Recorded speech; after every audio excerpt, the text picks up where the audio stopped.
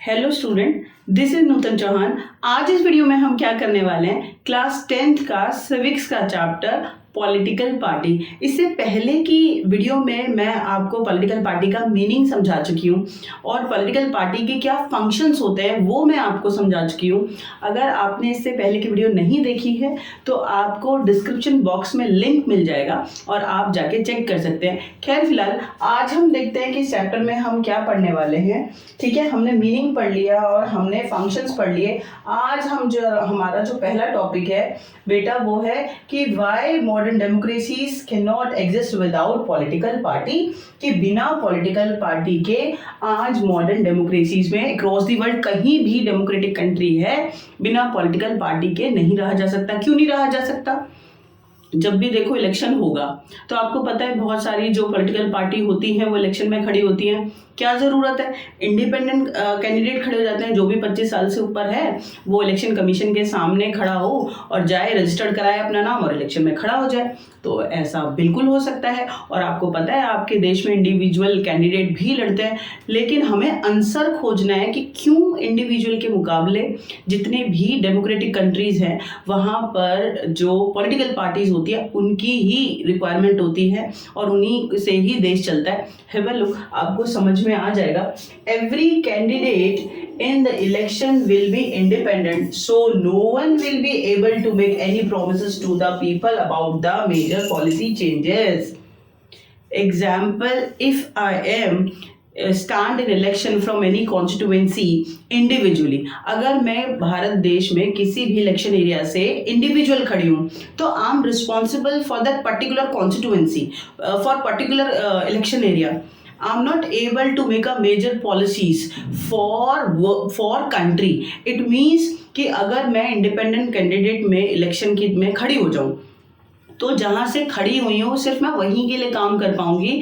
पूरे देश के लिए मेजर पॉलिसीज बनाना, सेंसिटिव इश्यूज पे, करेंसी पे, बैंकिंग पे, कम्युनिकेशन पे, ट्रेड पर, एग्रीकल्चर पे, ओप्स, तो एक के लिए बनाना बहुत मुश्किल हो जाएगा। समझ में आ गया आपको कि इंडिपेंडेंट कैंडिडेट इलेक्शन लड़ सकते हैं, इलेक्शन जीत भी सकते हैं, लेकिन they are not responsible to make a policy for whole country people. पूरे देश के लिए वो कानून नहीं बना पाएंगे, पॉलिसी नहीं बना पाएंगे। एक बार द गवर्नमेंट में be form but the utility will be uncertain. देखो 500 आपको पता है 43 सीटों पे इलेक्शन होगा प्रधानमंत्री के लिए। इंडिविजुअल कैंडिडेट्स ने मानो पूरे देश के अंदर लड़ लिया और कहीं कर्नाटका से, कहीं केरला से, कहीं तमिलनाडु से, कहीं हरियाणा से सारे इंडिविजुअल कैंडिडेट जीतकर पार्लियामेंट में बैठ गए। वो कह रहे हैं गवर्नमेंट में भी फॉर्म, गवर्नमेंट तो बन सकती है, इंडिविजुअल इलेक्शन में लड़ेंगे, जीतेंगे और गवर्नमेंट बन जाएगी, but government utility uncertain, government अनिश्चित हो जाएगी, काम नहीं कर पाएगी, क्योंकि सब अलग अलग जीत के आए हैं, सबके अपने अपने व्यू हैं, कोई किसी की मानेगा ही नहीं, क्लैश हो जाएंगे, लड़ाई हो जाएगी, तो गवर्नमेंट को खाक चलाएंगे। समझ में आया? Imagination this situation. आप पार्लियामेंट में सारे पार्टी से कोई जीत के नहीं गया, सब इंडिविजुअल गए। तो जब इंडिविजुअल गए तो कोई किसी की क्यों सुनेगा, सब अपनी अपनी बखान करेंगे कि हमारी सुनो हमारी सुनो, तो वहां तो लड़ाई हो जाएगी। तो कह रहे हैं इंडिपेंडेंट कैंडिडेट इलेक्शन जीत सकते हैं, गवर्नमेंट बना सकते हैं, बट गवर्नमेंट की जो यूटिलिटी होगी वो जीरो आ जाएगी, काम नहीं चल सकता। वो आपस में उनका व्यू को बैठाना, उन्हें इकट्ठा काम लेना मुश्किल हो जाएगा। ठीक है, चलो। द इलेक्टेड रिप्रेजेंटेटिव, जो चुने हुए लोग हैं, will be accountable to their constituency. क्या होता है कॉन्स्टिट्यूएंसी? इलेक्शन एरिया, जहां पर कैंडिडेट खड़ा होकर इलेक्शन लड़ता है। ठीक है, for what they do in the locality, but no one will be responsible for how the country will be run. आज के बाद आपको कभी नहीं भूलना चाहिए कि इंडिविजुअल कैंडिडेट, ठीक है, accountable, their work accountable in that particular locality और कॉन्स्टिट्यूएंसी। जहाँ से भैया वो इलेक्शन में खड़ा हुआ है सिर्फ वहीं के लोग उसको जज कर सकते हैं काम सही कर रहा है या नहीं कर रहा है। ठीक है, पूरे देश की गवर्नमेंट कैसे चलेगी, पूरे देश के लिए कानून कैसे बनेंगे, उसको कोई अता पता नहीं है। देख बेटे, जब पॉलिटिकल पार्टी, आपके दिमाग में ये चल रहा होगा कि मैम पॉलिटिकल पार्टी से भी तो कैंडिडेट खड़े होंगे, वो भी तो इन्हीं कॉन्स्टिट्यूएंसी से खड़े होंगे और वो भी इलेक्शन लड़ेंगे, तो वो कैसे इलेक्शन को जीत के देश को चला सकते हैं और ये नहीं चला सकते। बेटा इंडिविजुअल सिर्फ अपने लोकेलिटी के लिए, जहां से वो खड़ा हुआ है वहां के लिए जिम्मेदार हो पाएगा, पूरे देश को नहीं संभाल सकता। अच्छा, जब इंडिविजुअल किसी पॉलिटिकल पार्टी से लड़ते हैं तो they all are bind with political party. Political party जैसे बोलेगी वो सारे कैंडिडेट वैसा ही करेंगे। उन सबकी एक पार्टी की जो आइडियोलॉजी होगी सारे कैंडिडेट्स की वही आइडियोलॉजी होगी। बट जो इंडिपेंडेंट होंगे उनके व्यूज अलग अलग होंगे, उनमें क्लैश होना निश्चित हो जाएगा। तो hopefully you understand what would I am trying to tell you. Political parties necessary, ठीक है, in modern democracies political party बहुत ही इंपॉर्टेंट फैक्टर है। इसके बिना जो डेमोक्रेटिक कंट्रीज हैं वहाँ गवर्नमेंट नहीं चलाई जा सकती। जो इंडिपेंडेंट कैंडिडेट है वो जीत सकते हैं, गवर्नमेंट बना सकते हैं, बट गवर्नमेंट की जो यूटिलिटी होगी वो अनसर्टेन हो जाएगी, जीरो हो जाएगी, वो काम आपस में मिलके नहीं कर पाएंगे, ठीक है। और अगर इंडिपेंडेंट कैंडिडेट जीत भी जाए तो जो वहाँ के जहाँ से वो जीता होगा उस एरिया से, उस कॉन्स्टिट्यूएंसी से, ठीक है, उस लोकेलिटी से, वहाँ के लोग उसके काम को अकाउंटेबल, उसके काम को जज कर सकते हैं। लेकिन पूरे देश की गवर्नमेंट कैसे चलेगी उसका लेना देना उस कैंडिडेट को नहीं होगा। बात समझ में आ गई। पॉलिटिकल पार्टी पूरे देश के लिए आइडियोलॉजी अपनी सेट करते हैं कि कैसे उनको पूरे देश को चलाना है, और जितने भी कैंडिडेट उस पॉलिटिकल पार्टी से जीतेंगे सब उस पॉलिटिकल पार्टी की आइडियोलॉजी को फॉलो करेंगे। तो होपफुली यू अंडरस्टैंड, आपको समझ में आएगा, कोई दिक्कत वाली बात है नहीं, ठीक है। आगे चलते हैं, क्या लिखा हुआ है। The emergency of the representative democracy. क्या जरूरत है रिप्रेजेंटेटिव डेमोक्रेसी की, क्यों आप what do you mean by representative democracy, पहले तो इस बात को समझो। अगर आपको यही बात नहीं समझ आएगी तो आगे इसकी जरूरत क्या है वो भी नहीं समझ में आएगा। सी डेमोक्रेसी मीन्स, आप बचपन से पढ़ते हुए आ रहे हैं, the particular country where government elected by people, where representative elected by people. तो ऐसी गवर्नमेंट जिसे जनता चुने वो भी डेमोक्रेसी, लोगों का शासन। लेकिन रिप्रेजेंटेटिव डेमोक्रेसी क्या होता है? Representative democracy means when people elect some representative and representative make a decision behalf of people। भाई आपके देश में डेमोक्रेसी है, आप सब लोग रिप्रेजेंटेटिव को चुन लेते, कहते हैं हमारे पास टाइम नहीं है, हमें जॉब जाना है, फलाना ढिमका ये वो। आप कुछ रिप्रेजेंटेटिव को चुन के पार्लियामेंट तक पहुंचा देते हो and they make a decision behalf of you. आपके बिहाफ पर, आप जो चाहते हैं, जनता जो चाहती है उसके बिहाफ पर वो डिसीजन लेते हैं, वो कानून बनाते हैं। तो इसे कहते हैं रिप्रेजेंटेटिव डेमोक्रेसी। आपका कोई रिप्रेजेंटेटिव बैठा है पार्लियामेंट में, वो आपके लिए डिसीजन लेगा, आपके जो चाहते हैं उसी हिसाब से लेगा। समझ में आया? तो hopefully you understand representative democracy क्या होता है कि representative elected by people and they make a decision, they run government behalf of people, लोगों के बिहाफ पर वो काम करते हैं, वो होता है रिप्रेजेंटेटिव डेमोक्रेसी। खैर फिलहाल इसकी क्या जरूरत होती है, छोड़ो रिप्रेजेंटेटिव डेमोक्रेसी, ठीक है, इसके बिना भी देश को चला लेंगे, जी नहीं। जहाँ डाइवर्स पॉपुलेशन होती है, जहाँ पर इतनी ज़्यादा डाइवर्सिटी है, लैंग्वेज, कल्चर, रिलीजन, कास्ट, इतनी ज़्यादा विभिन्नताएं हैं, वहाँ पर ना बहुत ज़्यादा डिफिकल्टी हो जाएगा लोगों के विचारों को संभालना, सारे लोगों को इक्वलिटी देना, ठीक है। तो वी नीड अ एजेंसी, ठीक है, हमें एक ऐसी एजेंसी की जरूरत है, वी नीड अ ऑर्गेनाइजेशन, एक ऐसी ऑर्गेनाइजेशन की जरूरत है विच collect the views of people, large population views, ठीक है, and represent in front of government. क्या कह रही हूं मैं आपसे, एजेंसी का मतलब क्या हुआ, पॉलिटिकल पार्टी। देखो भारत के विषय में ले लेते हैं, भारत एक बहुत बड़ी कंट्री है या नहीं? बिल्कुल है। यहाँ पर डाइवर्सिटी है या नहीं? बिल्कुल है। सोशली, इकोनॉमिकली, पॉलिटिकली और जोग्राफिकली हर तरीके से, रिच और पुअर, हर तरीके से आपकी सोसाइटी में डाइवर्सिटी है। अब इतनी विभिन्नता वाले देश को संभालना मुश्किल है या आसान? बिल्कुल मुश्किल है। तो वी नीड अ एजेंसी, हमें कोई एक ऐसी एजेंसी की ज़रूरत है जो हर हिंदू, मुसलमान, सिख, ईसाई सबके व्यूज़ को कलेक्ट करे और गवर्नमेंट के सामने रखे, और मेजॉरिटी में पॉपुलेशन क्या चाहती है उस हिसाब से डिसीजन बने। ये काम सिर्फ पॉलिटिकल पार्टी कर सकती हैं, इंडिविजुअल कैंडिडेट ऐसा नहीं कर सकते। बात समझ में आई? पॉलिटिकल पार्टी मेजॉरिटी में देखती हैं पॉपुलेशन क्या चाहती है और उस हिसाब से एक्शन लेती हैं। होपफुली यू अंडरस्टैंड मैं क्या कहना चाहती हूँ कि यहाँ पर आपको राइटिंग में समझ में आ जाएगा। As society become large and complex, बहुत बड़ी बड़ी सोसाइटी है, they also needed agency gather the different views on various issues and present these to the government, ठीक है, कि हर कंट्री में बहुत ज़्यादा डाइवर्सिटी है और इस डाइवर्सिटी को संभालने के लिए एजेंसी की ज़रूरत होती है। एजेंसी की जगह पे आपको याद रखना है पॉलिटिकल पार्टीज, और ये क्या काम करती हैं कि ये जनता के व्यूज़ को कलेक्ट करती है और गवर्नमेंट के सामने रख देती है कि जी जनता ये चाहती है, और उस हिसाब से कानून बन जाते हैं। ठीक है, responsible government could be formed. They needed a mechanism to support to government, make policy, justify and oppose them. ठीक है, पॉलिटिकल पार्टी की वजह से रिस्पॉन्सिबल गवर्नमेंट बनती है। इंडिविजुअल पूरे देश को नहीं संभाल सकते, इतनी भाषा, इतनी जाति, इतने धर्म, इतना ज़्यादा डाइवर्सिटी है कि नहीं संभाल सकते। एक इंडिविजुअल कहाँ तक सारी चीज़ों को टैकल कर पाएगा, लेकिन पॉलिटिकल पार्टी में बहुत सारे इंडिविजुअल हैं, बहुत सारे लोगों की सोच आ जाती है। देखो, एक पॉलिटिकल पार्टी में हर जाति का कैंडिडेट बैठा है, हर ठीक है जाति का, हर भाषा का कैंडिडेट बैठा हुआ है, तो वो जो पॉलिटिकल पार्टी है पूरे देश के लोग उसमें बैठे हुए हैं इनडायरेक्टली, और पूरा देश क्या चाहता है उस हिसाब से वो कानून बनाने की कोशिश करेंगे। तो इंडिविजुअल के मुकाबले जो पॉलिटिकल पार्टीज हैं वो अच्छी गवर्नमेंट बनेगी। आई बात समझ में? स्टेबल गवर्नमेंट बनेगी, रिस्पॉन्सिबल गवर्नमेंट बनेगी, which is responsible for whole country people.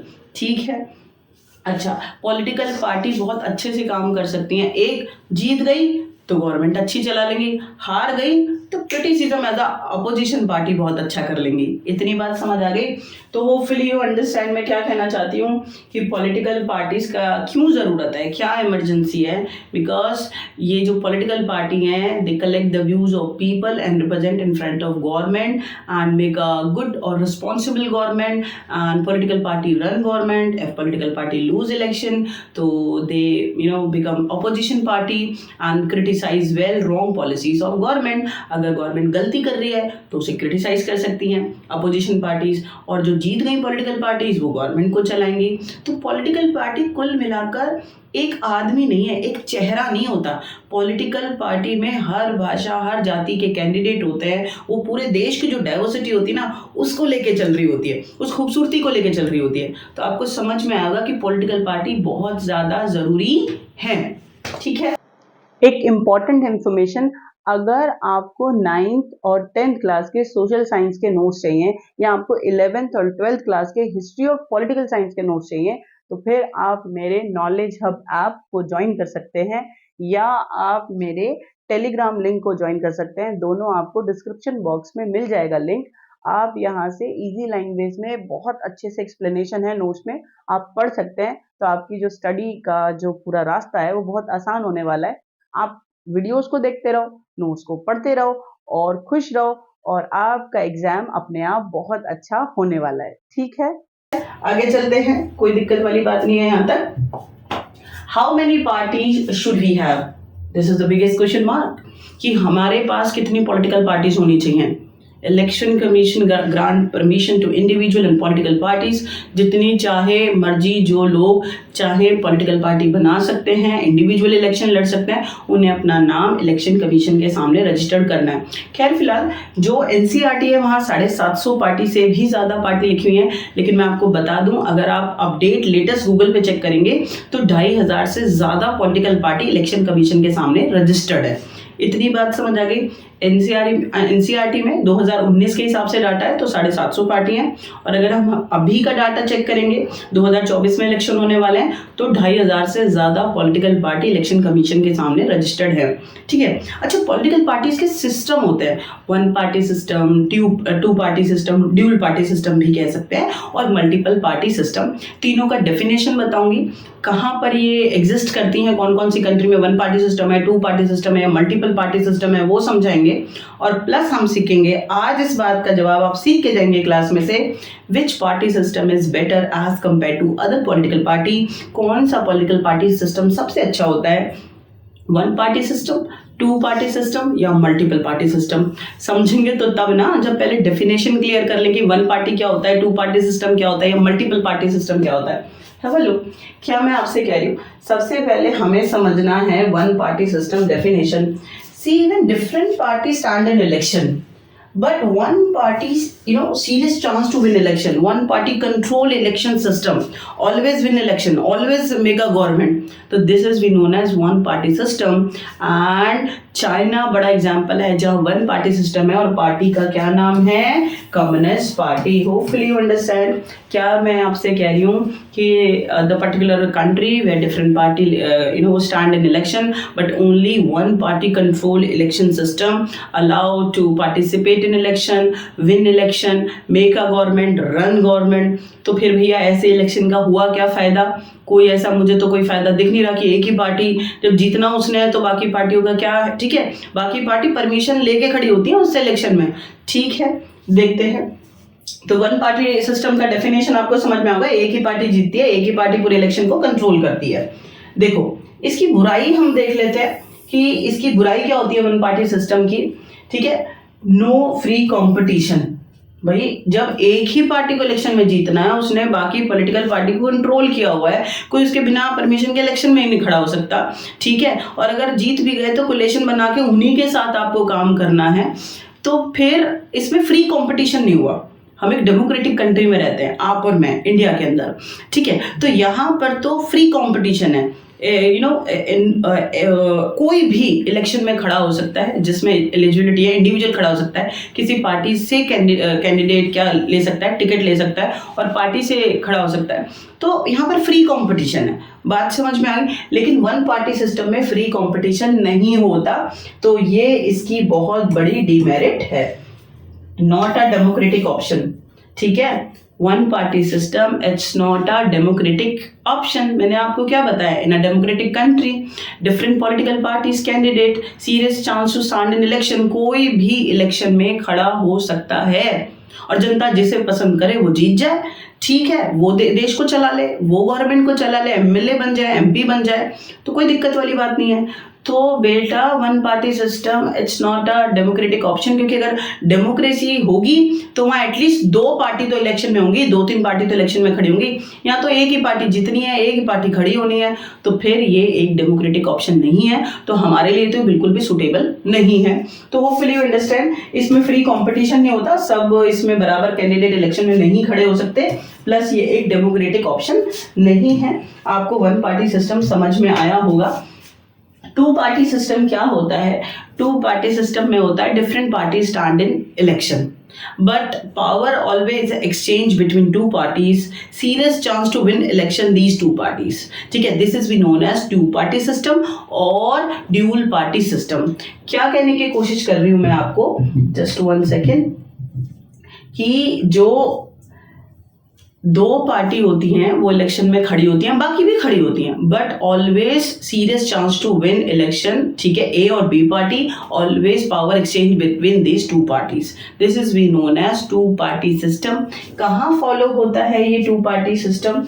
ये एक होता है यूनाइटेड स्टेट ऑफ अमेरिका में और एक होता है यूनाइटेड किंगडम में। ठीक है, ग्रेट ब्रिटेन में होता है और प्लस ये अमेरिका के अंदर होता है कि different party stand in election, खड़ी हो सकती है, कोई दिक्कत वाली बात नहीं है, but power always exchange between these two parties, serious chance to win election. इन्हीं के बीच में पावर एक्सचेंज होगा, बाकी का कोई मतलब नहीं है। 1-2 सीटें वो लेकर लेजिस्लेचर में जा सकती हैं, ठीक है, पार्लियामेंट तक पहुंचेंगी, लेकिन हमेशा सत्ता ए और बी पार्टी के हाथ में ही रहेगी। और ये सिस्टम कहाँ पे फॉलो होता है? यूनाइटेड स्टेट में होता है, यूनाइटेड किंगडम में होता है। तो ये बात आपको समझ में आई होगी। मल्टीपल पार्टी सिस्टम आपको अच्छा लगेगा, आराम से समझ में आ जाएगा, आपके देश के बारे में है, because we follow multiple party system. One party system नहीं है भाई ना, यहाँ पर टू पार्टी सिस्टम है। क्या है यहाँ पर? यहाँ पर है मल्टीपल पार्टी सिस्टम। क्या होता है multiple party system? When different party serious chance to stand in election, कोई भी पॉलिटिकल पार्टी इलेक्शन में खड़ी हो सकती है। ठीक है, many party stand in election. ठीक है, if one party get majority in election, तो the particular party make a government.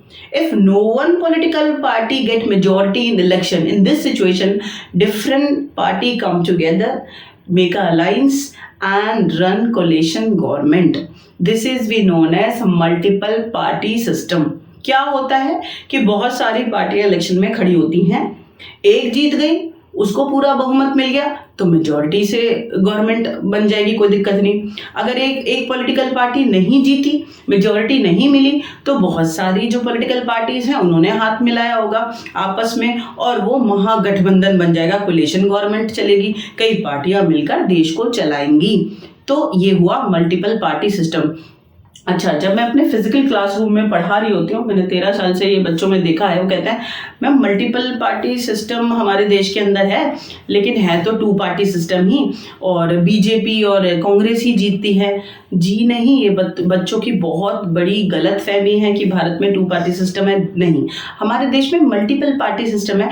Face of आपको एक नेशनल बड़ी पार्टी दिखाई देती है कांग्रेस और बीजेपी, लेकिन आज आपको ये सीख लेना चाहिए, इनके साथ कोलेशन में इन्होंने अलायंस बना हुआ है, बहुत सारी स्टेट पार्टीज इनके साथ मिलकर काम करती हैं और कोलेशन गवर्नमेंट बनती है। वो और बात है कि अभी जो 2014 का इलेक्शन था, 2024 का इलेक्शन था, तो मेजॉरिटी से गवर्नमेंट बनी है, लेकिन बीजेपी ने भी अलायंस किया हुआ है, एनडीए समझौता, कि अगर बीजेपी को पूर्ण बहुमत से सीटें नहीं मिली तो जिन पार्टीज के साथ उसने समझौता किया हुआ है तो उनसे सीटें लेगा, तो वो कोलेशन गवर्नमेंट बना लेगा।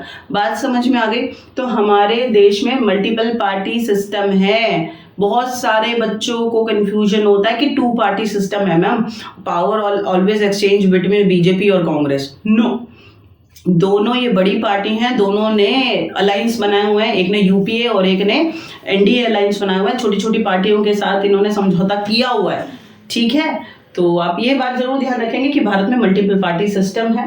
Hopefully you understand. तो भारत बहुत बड़ा एग्जाम्पल है मल्टीपल पार्टी सिस्टम का। आप रिकॉल करो, हमने अभी अभी क्या कर लिया कि categorize party system, 1 party, 2 party और मल्टीपल पार्टी। 1 पार्टी में क्या होता है बेटा? 1 पार्टी में एक ही पार्टी हमेशा जीतती है, इलेक्शन को कंट्रोल रखती है, चाइना और कम्युनिस्ट पार्टी एग्जाम्पल। और जिस कंट्री में 2 पार्टी का ही सीरियस चांस होता है विन इलेक्शन का, तो ए जीतेगी, अभी बाकी खड़े होते रहो, 1-2 सीटें मिल सकती हैं, ठीक है? तो वो हो गया जैसे यूनाइटेड किंगडम और ये ग्रेट ब्रिटेन, ठीक है? और अमेरिका, यूनाइटेड किंगडम और ग्रेट ब्रिटेन एक बात हो गई, दोनों कुछ भी कह सकते हैं। प्लस अमेरिका मैंने आपको बता दिया, यूएसए में भी 2 पार्टी सिस्टम है। और भारत में क्या है? Multiple party system. जब बहुत सारी पार्टी इलेक्शन में खड़ी होंगी, सबका महत्व है। एक पार्टी जीत जाए तो एक पार्टी देश को चला ले, एक पार्टी ना जीते तो कई पार्टी देश को चला ले। बात समझ में आ गई इतनी आपको? तो मल्टीपल पार्टी सिस्टम इसको कहते हैं। यहाँ पर अभी आपको देखना है which of this party system is better, कौन सा पॉलिटिकल पार्टी सिस्टम अच्छा है। अब ये क्वेश्चन में जो बच्चे हैं वो मुझे हमें कहते हैं मल्टीपल पार्टी सिस्टम है, मल्टीपल पार्टी सिस्टम। आप भारत देश में रहते हैं या मल्टीपल पार्टी सिस्टम है, आप तो तारीफ करेंगे ही, but this answer is not valid according to NCERT, because every democratic country have different circumstances, geographically, economically, socially, historical past, ठीक है? तो आप हर कंट्री का अलग अलग बैकग्राउंड है, अलग अलग इतिहास है। तो whatever situation they have, जो भी उनका कंफर्ट जोन है, जो उन्हें ठीक लगता है, उस हिसाब से वो चूज कर लेते हैं पॉलिटिकल पार्टी सिस्टम को। कोई भी पॉलिटिकल पार्टी सिस्टम को आप ये नहीं कह सकते ये बेस्ट है। According to circumstances of country, उनका पास्ट, उनका कल्चर, जो उन्हें सुटेबल लगेगा वो वाला चूज कर लेंगे। बात समझ में आ गई? ये कहना कि 1 BHK ही सही है, 1 BHK आपकी फैमिली के हिसाब से आपको लगे छोटी फैमिली है 1 BHK ले लो, बड़ी फैमिली है तो 4 BHK ले लो, और अपने पॉकेट के हिसाब से ले लो। तो अकॉर्डिंग टू सर्कमस्टांसेस, जिस देश के लिए जो पॉलिटिकल पार्टी सिस्टम ठीक है वो उसको अडॉप्ट कर रहे हैं। फॉर एग्जांपल इंडिया पेपर के अंदर आ जाता है, बहुत ज़्यादा इंपॉर्टेंट है, प्लीज ध्यान से सुनेंगे। लास्ट ईयर ये पेपर के अंदर आया और बच्चे थोड़ा सा कंफ्यूज हो जाते हैं कि why India adopt multiple party system. एक पार्टी सिस्टम अपना लो, 2 पार्टी सिस्टम अपना लो। देखना जरा, if India has involved a multiple party system, it is because the social and the geographical diversity in such a large country is not easy observed by 2 or even 3 parties. This system is ideal for all the countries and all the situation. No party system. क्या कह रहे हैं? India, it's a large country, diversity, socially, economically, politically, geographically. So it's not possible for a 1 party or 2 party tackle this situation. So we adopt multiple party system. ठीक है, 1 या 2, इतना ज़्यादा diversity है हमारे देश में कि 1 या 2 पार्टी देश को नहीं संभाल सकते। तो हमने क्या करा हुआ है? हमने मल्टीपल पार्टी सिस्टम अपनाया हुआ है। तो no one political party system is idealistic for all countries according to situation, whatever feel comfortable by countries, they adopt that political party system. तो फिर आपसे कह रही हूँ कि कोई भी political party system आइडियलिस्टिक नहीं हो सकता सारे कंट्रीज के लिए। जिस कंट्री की जैसा कंडीशन है उस हिसाब से जिसको जो लग रहा है वो सिस्टम को वो उठा लें। इतनी बात समझ में आ गई। और भारत के लिए सबसे आइडियल सिस्टम क्या है? मल्टीपल पार्टी सिस्टम, क्योंकि लार्ज कंट्री है, डाइवर्सिटी है, और इतनी डाइवर्स कंट्री में पूरे कंट्री को संभालना बेटा एक या दो पॉलिटिकल पार्टी के बस की बात नहीं है, इसलिए हमने मल्टीपल पार्टी सिस्टम को अपनाया हुआ है। ठीक है, आगे की वीडियो में हम इससे आगे के टॉपिक्स को करेंगे और होपफुली आपको आज की क्लास बहुत अच्छी लगी होगी, आपको अच्छे से समझ में आया होगा। तो नेक्स्ट वीडियो तक के लिए आप खुश रहो, पढ़ते रहो, बहुत ज़्यादा व्यस्त रहो।